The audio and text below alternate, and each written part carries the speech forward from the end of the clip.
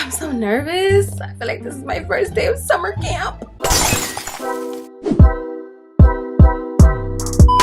This is my second time filming this, and normally old me would have been beating myself up and been so upset and just been moaning and groping, but new me is giving me very much patience. Okay, she is taking that time to say it's okay, we could just refilm. So that's what we're doing. Hey my loves, welcome back to my channel. It's your girl Nally Lee, being authentically me, period. You can call me Nally or Naya, either one is fine with me, and I am so excited to be filming again.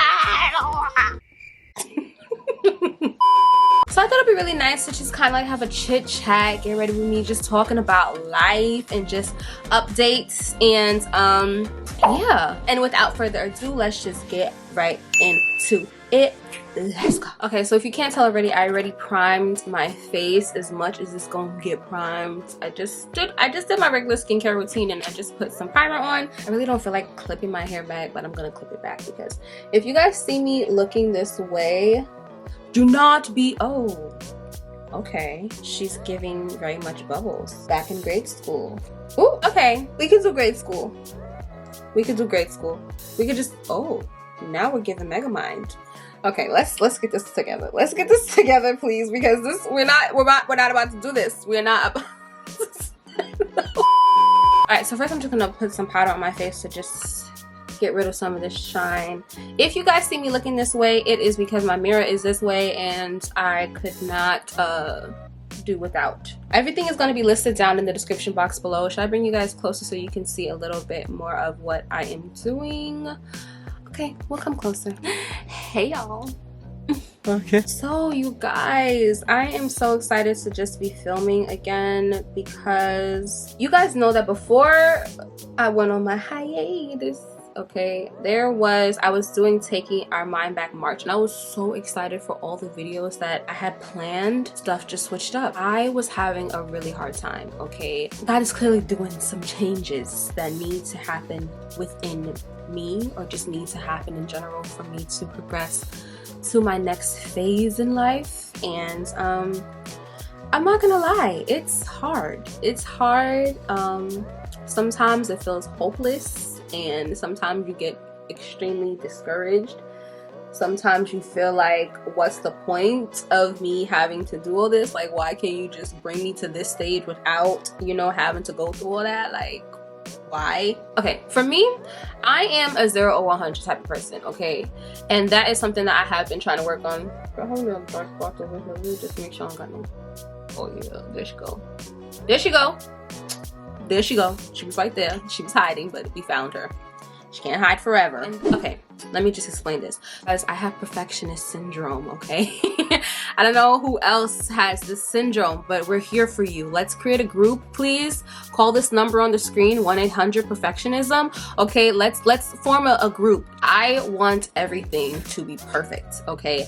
Hence why Breaking Perfect came about, because I was trying to break that stereotype within myself and just in general, for Black women, for women, from a cultural aspect, from a millennial aspect. I was trying to break all those stereotypes based off what the world gives you, and change that narrative to just focus solely on things after Christ and what Christ tells me to do, and not living for the world. Because sometimes, no matter how hard we try, and I know this is for me, we sometimes still end up doing things to satisfy other people and to change ourselves around to satisfy the perspective and what everybody else wants. That's in our lives, that's in family, that's through social media, that's through friendships, that's just through whatever.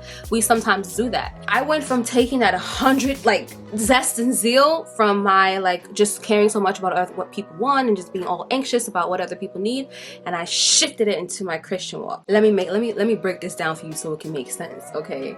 There is nothing wrong with being on fire for God. There's a difference between just being on fire for God, doing things because you just love him, doing things because you are called to do this, doing things because you just want to constantly be in, you know, in alignment with the spirit. You want to constantly be in alignment with the word.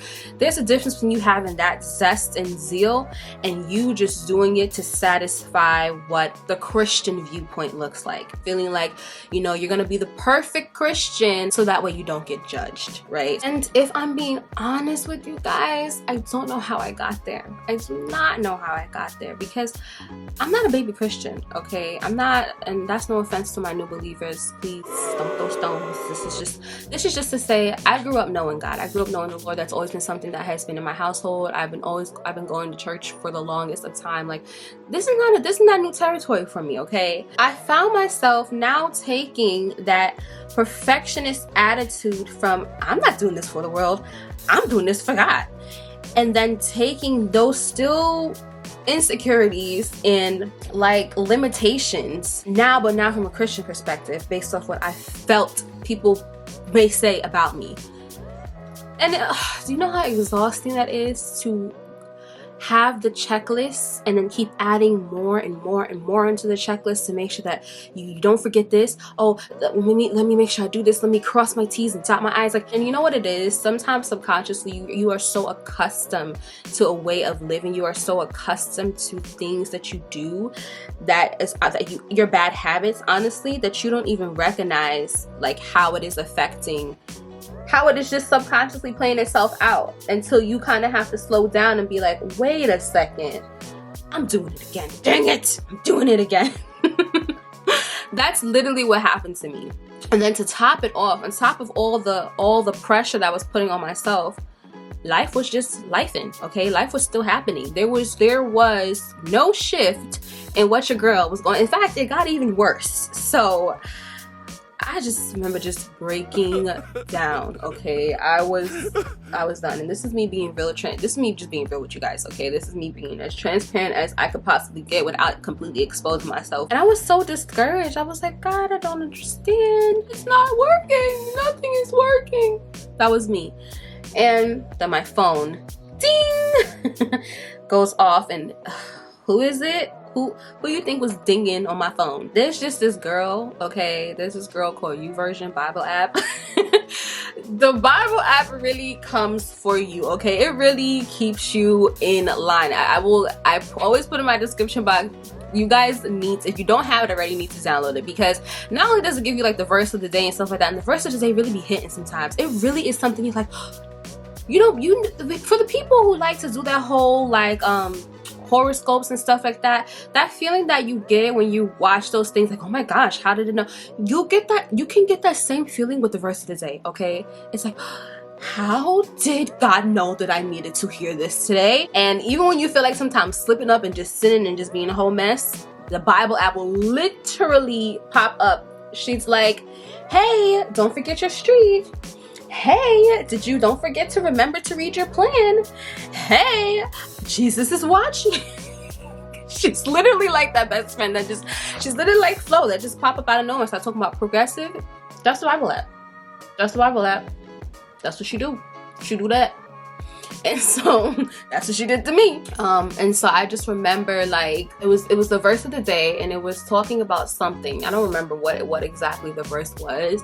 And I remember like the Holy Spirit just kind of like leading me and just saying, read the whole chapter. Like, read the whole chapter. I need you to understand this. And so I'm just like, I don't want to. I just don't want to do this.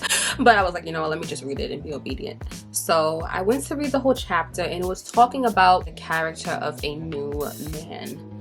Of course, you know, because I was becoming a new version of myself. Every season, there's so many different levels and things that you learn about yourself that really it's just so amazing how much you evolve. And it was talking about the bond of perfection. Oh my gosh, you guys can totally see my whole beady beads, but I don't care, okay? I'm just gonna be quite frank, I don't care. So I remember just reading, I'm gonna read it real quick to you guys. Therefore, as the elect of God, holy and beloved, put on tender mercies, kindness, humility, meekness, long-suffering, bearing with one another and forgiving one another. If anyone has a complaint against another, even as Christ forgave you, so you also must do. Pero, above all these things, put on love, which is the bond of perfection. Child, I fell out. I just started crying even more because I was like, Jesus, you really, it's just so amazing because God really loves his children. He really loves us. Like, he hears when we are like, sad. He knows all those different times, and sometimes when you feel like he doesn't answer, he knows. He's there right with you. It's just we're so distracted by what else is going on, we can't even notice it. And when it was talking about the bond of perfection and love, we hear all the time, love your neighbor as you love yourself, but really, how do you love yourself if you are not even knowing and understanding how to put on God's love? How to put on God's grace, how to put on God's forgiveness? How are you going to be able to forgive the way that Christ has forgiven you? If you don't know how to take up Christ's forgiveness, how are you going to be able to do that for somebody else if you don't start? You gotta start home first. It has to start at home first. It has to start in your inner. Because then if instead of you being so hard on yourself about not getting it right and not doing it perfectly, you understand that you're not supposed to. That's why he's made strong in our weaknesses, right? Because we have weaknesses. And what did Paul say? He rather boast about his infirmities, about his weaknesses, because he understands that God's grace is more than sufficient. It is more than enough. I had to come to the realization that no, I'm not perfect. I'm not perfect in a worldly aspect, and I'm not perfect in a Christian aspect, okay? I am still learning. I am still growing. I still have a process. Life is still continuing despite what else is going on.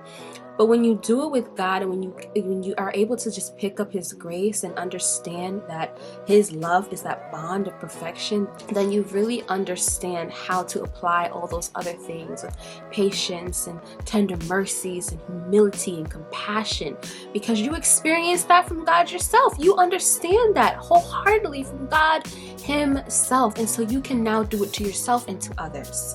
You get what I'm saying? Like, and it was just like, that's what I'm saying. It's like, I know these things, but I clearly don't. Okay, I know it, but I don't. Just do your part and stop trying to predict the future. Stop living in the future. Live in the present. Live right now. And what I am asking you to do, stay in your season, walk in your season with pride. Understand that it's not going to be easy. Understand that you are going to have moments where you do get discouraged, but know where to go. And if you want to build a healthy relationship with your emotions, still please go check out my last video, which is 4 tips on how to build emotional health as a Christian. Okay, shameless plug. Please go check it out after this video, not now. And because I was like having such a hard time with just having that hope, when it came to finding hope, I had to learn what hope really was. Hope is understanding and having that confidence that despite whatever it is that you are going through in this moment, that Christ is bigger and that he will overcome it because he already has overcome everything else. Right? And just having that expectancy and knowing that God is going to work on your behalf, because he always does. He wins every battle. Every battle. You are gonna see your victory, because the battle belongs to who? It belongs to the Lord.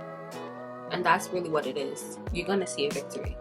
So even in the storm, you can praise him. You can still give him that glory. You could be just having your time in the house and just give him glory, give him praise. Because there's a weapon in your praise, okay? There's a weapon in you saying, no, enemy, no, Satan, you will not win. I'm gonna get up. I'm gonna get up. I am going to get up. And those Bible plans were so encouraging, you guys. Like, I really encourage you. I'm gonna put them down in the description box because it was just so encouraging. Before I fully set, I'm just gonna take some, this is actually not Tarte Shape Tape concealer. This is actually the primer from Selena's collection. And the mist, and I'm gonna dab that across my face before I set officially. Before we go, I just want to encourage you guys with one of the things that I was reading from my Bible plan, and it was talking about Hope, and it was talking about enduring setbacks, right? And if you feel like you're in a season where you're just kind of keep going and keep trying, and sometimes you feel like you know God has told you to go in this direction, but you're having so much opposition, you're having so many hurdles, and you don't understand why, it really just puts those things into perspective and understanding like why sometimes you may have those setbacks, because it is preparing you for a greater, even better comeback. When you find yourself surrounded by opposition, grief can be a gift that helps you make sense of your situation. Hence why your girl was just crying her eyes out, okay? But grieving isn't the end of your journey. When you place your hope in Jesus, you never grieve in vain, because the God who was is also the God who does. That's why no matter what you face, you can hold onto this hope. Jesus can turn your setbacks and sorrows into setups for your good and His glory. He can take your pain and use it for His purposes. He can make a way through your desert seasons. As you continue to draw close to Him, you just might discover that your current struggle is training you for future purposes He has for you and those around you. When you feel discouraged, just remember that. Remember that hope isn't just this idea that everything's gonna be great and I'm gonna walk in that and just great. It's understanding that no matter what you're going through, despite our trials and tribulations, like I say in every video, despite our trials and tribulations, if Christ has overcome the world, He is going to overcome this. No matter how big it looks, no matter how big that mountain is, God tells it to move and it's gone. Let me just set my face. Take out these clips. Just with this hair a bit. Get that SpongeBob, baby. I never know what they say. I never know what they say in that commercial. SpongeBob, baby. Is that what they say? What is it? Comment down below if you know what it is that they say.